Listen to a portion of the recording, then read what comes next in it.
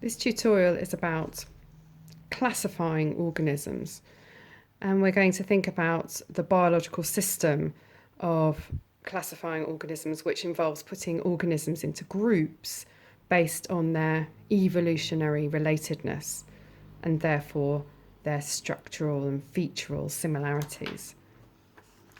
For instance, bacterial cells, have a little picture here. They have cell walls composed of peptidoglycans. And daisy cells have cell walls as well, but they're composed of cellulose. So because of that, they would go into different categories.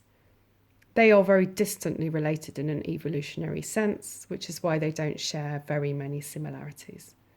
So evolutionary relatedness refers to how far back in time two species have a common ancestor. And we can see here in this example of a little family tree that the daisy and the bacteria do indeed have a common ancestor, but it's a very, very, very long time ago. Those with a more recent common ancestor would be more closely related and so would share more similarities than those with a more distant common ancestor. And here's an example. So the tulip and the daisy, for instance, might have a more recent common ancestor, and so they share more similarities. Okay, so let's think about the groups that we're going to put the organisms into. So the first classification group is the domain.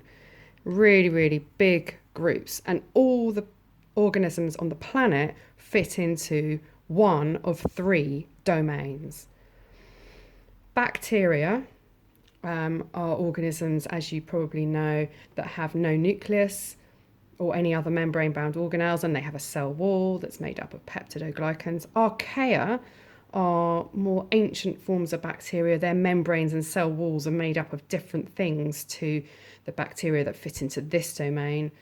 And eukarya are eukaryotic organisms. Their cells have a nucleus and membrane-bound organelles. So this domain can be subdivided into four smaller groups. They can either be animals, plants, fungi, or a group of organisms called protists, which includes things like slime mold. And the bacteria can be classed as a kingdom as well. So what we're starting to think that we've got these very, very big groups that can be subdivided into smaller groups. And that's what happens. The kingdoms can be subdivided into smaller groups as well. And then those smaller groups can be subdivided and so on and so on. So let's have a think about what are all of these groups. The domain, we just had a look at the three domains. The biggest groups can be subdivided into kingdoms. The kingdoms get subdivided into phyla, that's the plural, phyla, phylum is singular.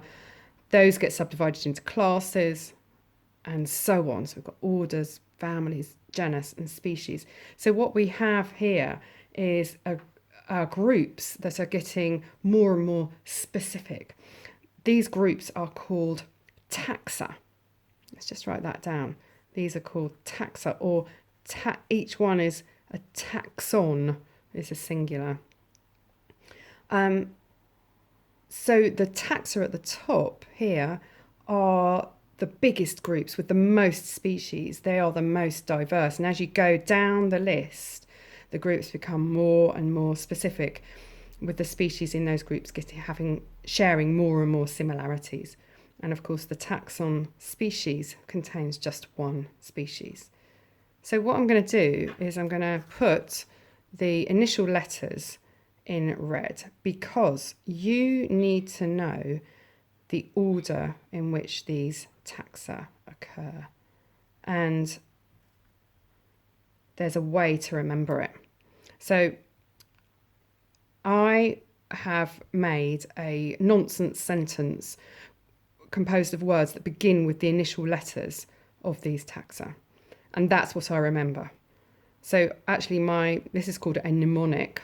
And I would strongly suggest that you either use the one that I'm going to suggest or make up your own.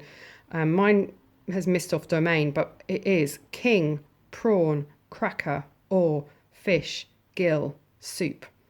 Okay, so if I was in an exam and I needed to remember the order in which these groups occur, I would literally just write down the initial letter of my words: king, prawn, cracker, or fish, gill, soup. And then the initial letters would prompt me to remember that it's kingdom, phylum, class, and so on.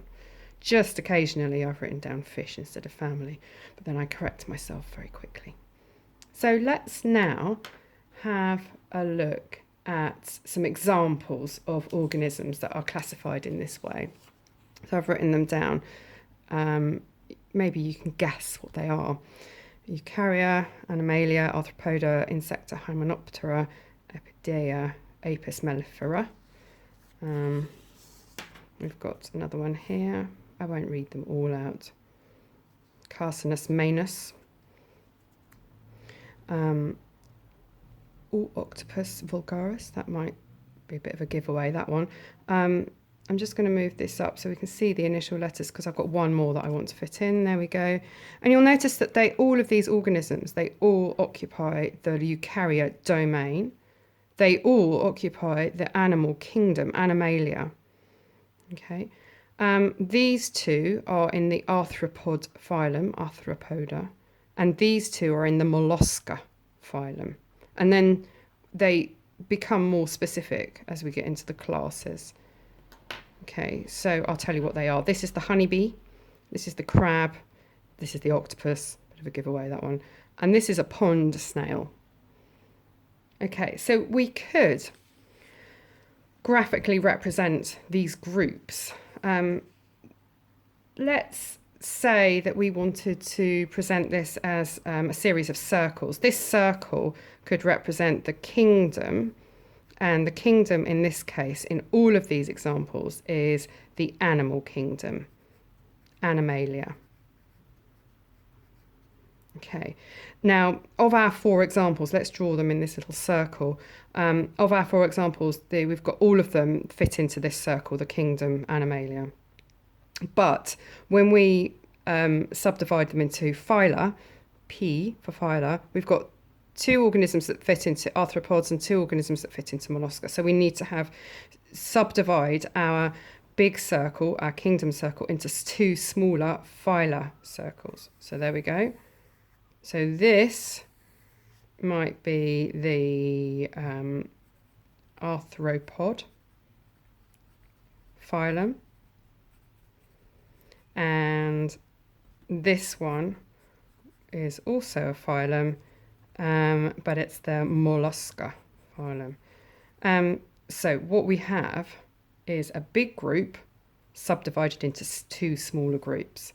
That is a hierarchical system, and that's how this classification system works. It's a hierarchy.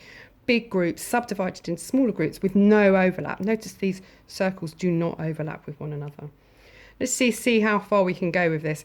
We could subdivide our phyla circles into classes. So we've got 4 different classes represented in these 4 examples here. So we need to have 4 circles. 2 of them are in the arthropod phylum, and 2 of them are in the mollusca phylum. Okay. There's another way that we could represent this. I've drawn it here. We could represent it as a sort of little family tree. There's the biggest group, animal. They all fit into animal kingdom. This is the kingdom. Let's write that in. This is the phylum. Okay, we've got 2 different phylums represented in these 4 examples, and then these are the classes here, 4 different classes. And actually you can see that we've got one big group subdivided into 2 groups. The 2 groups are also subdivided each into 2 groups. Okay, this here is also showing a hierarchy. Big groups subdivided into smaller groups with no overlap. So this system of classification is called a hierarchical classification, but we call it a phylogenetic hierarchy. And if we just go back to the title up here to think about what phylogenetic means.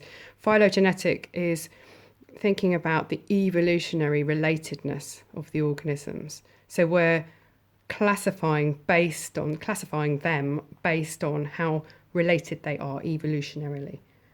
And we're putting them into this hierarchy system depending on how closely related they are. So, to finish, let's just think about how we're going to assign special scientific names to these organisms. So this honeybee, if we were to speak to a scientist on the other side of the world who didn't speak English, there might be some confusion over which species of bee we were talking about. And so we assign it a Latin name. So there's absolutely no confusion and there's good communication about how to distinguish different organisms. So this Latin name is the special scientific name. And what we do is we use the genus and the species name to name the organism. So that there, shaky line, is the Latin name for the honeybee. So there's no confusion over which bee we're talking about if we're talking to a scientist who doesn't have English as a second language, because we're going to talk about it in terms of Latin. So the genus and the species name is the way that we assign special scientific names to species. It's called the binomial naming system because it uses the genus and the species together, two names. And let's just finish then we've been talking about species. Let's just think about how to define species then. A species is a group of similar organisms that can interbreed to produce fertile offspring. So an individual of Apis mellifera would be able to interbreed with an individual of the same species, and they would produce offspring that were fertile